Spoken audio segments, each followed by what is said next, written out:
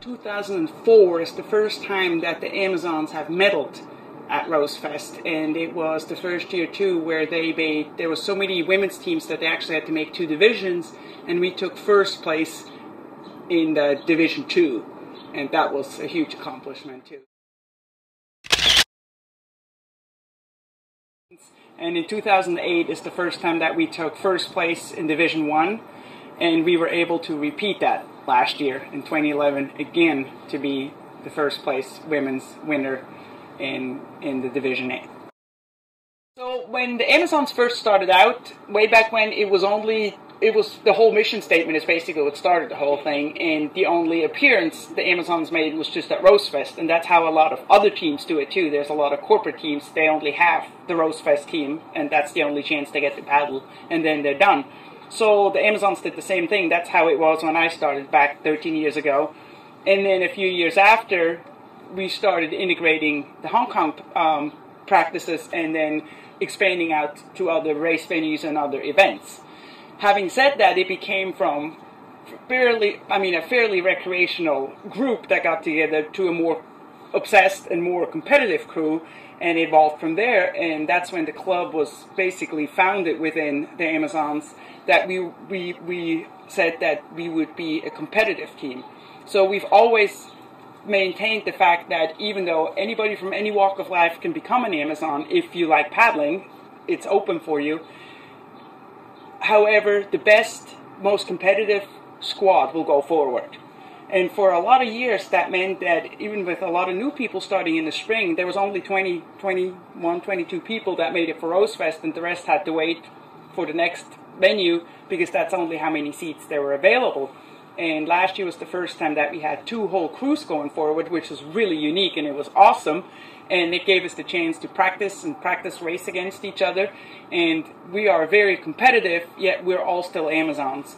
And to me personally, having been on either cruise or when we had two crews, it doesn't matter what boat I'm in. I'm still an Amazon, and I paddle the best I could ever paddle, no matter in what bench or what boat that I'm in. That's what it's all about.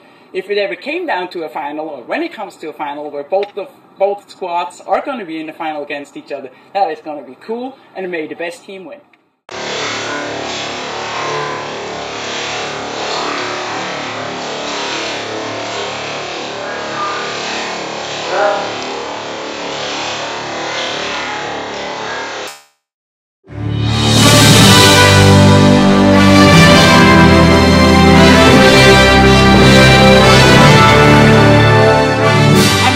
This is my 6th season with the Amazon Dragons, and I'm a tiller. What I love about having two boats in a race is not only do you have the excitement of racing your own boat, but you also get to watch and cheer on your teammates in another boat, and that, I think, makes it even more exciting, doubly. The Kaohsiung boats are flat bottom boats. It's basically a bathtub that you take across the river. You also have a really big till, which is the big stick in the back that you steer the boat with. It's quite a bit bigger than the ones they use on the 6/16s. It is, it has a pin, so it sits in it, so you don't have to hold on to it, because that would be really heavy. But basically, your whole job is to make sure that you get to the finish line in the most direct line, and keep the competition at bay left and right, and with the power of all the paddlers, that's how it works. One of the things that I find most exciting about this race compared to other races is not only do you have the beautiful dragon boats with the dragon heads, but instead of the tip of your boat crossing the finish line as the marker of winning the race, as it usually is, in this race you have a flag catcher who literally crawls onto the top of the dragon head, straps their legs in so that they're secure, and crawls out onto the front and literally stretches their body entirely so that their hand is out, their whole body is out past the dragon head, catches the flag, and it's just a really exciting part of the race.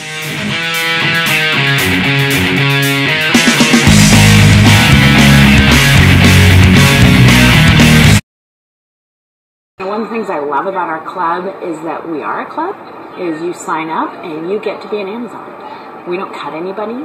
Anybody gets to, be a member. And as a result, you get to race. So we're not like some of those other teams where, you don't make the squad and you don't get to race. So I looked at it as you know, I'm always impressed by what Les does as our coach, and she gets this random group of women and gets us to be really good paddlers.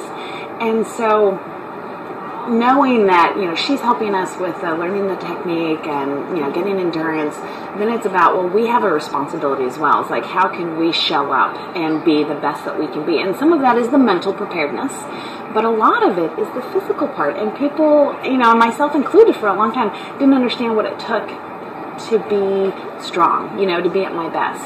And so as I started learning things, and they were big aha moments for me, I thought, I want everyone to know this, because I know the kind of power and strength that we have on our team, and I thought we need to be able to harness that, and the best way to harness it is for people to have awareness. And so I started putting together these nutrition emails, and they have become something that now people know that they're coming every race. I'm going to send out an email about nutrition.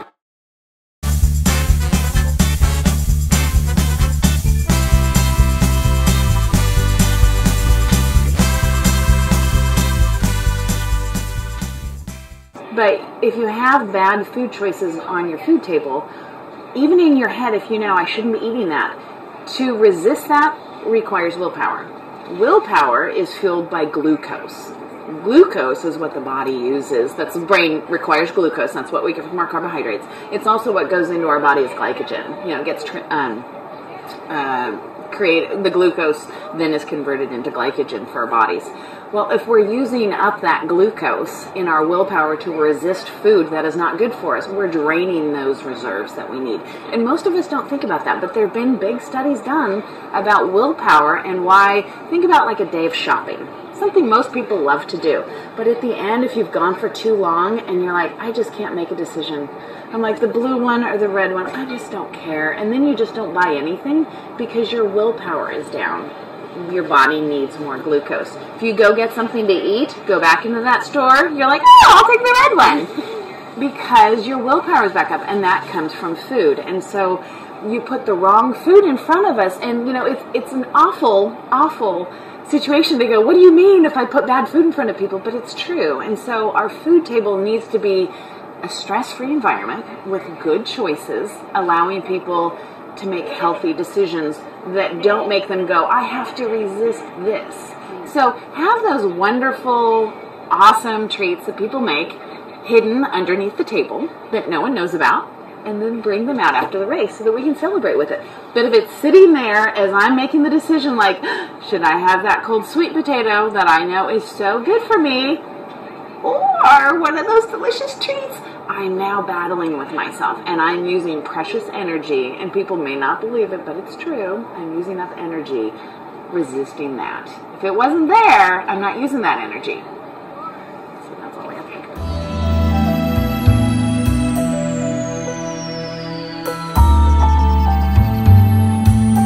This boat is telling me to blend and really feel the people around you, because we're all there together. And it's the most, there's been boats that have been powerful, and there's been boats that have just been, you feel good, and you know, there's just different energy, but this particular thing just feels really important, and it feels like we all are bringing such good pieces, and I feel like we all have a different piece, and I really want for my piece to blend with everybody's piece, which might not be the same. You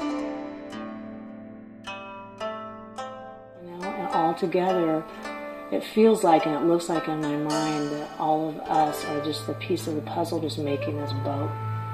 And Tuesday really came together like that. I really, and I heard it all throughout the boat. We all felt settled in our stroke. We all felt relaxed, and you could just feel it. And it was like, there was this weird thing kind of coming over my shoulder, and I'm like, that is so awesome. And it felt really good. Yeah, it felt really nice. It's like, deep breath, you know, I'm okay, we're all okay, I can do this. That felt really good. I'm really looking forward to this weekend. Just always bringing up both boats. I'm excited for the other boat and for our boat as well. Yeah, it'll be fun.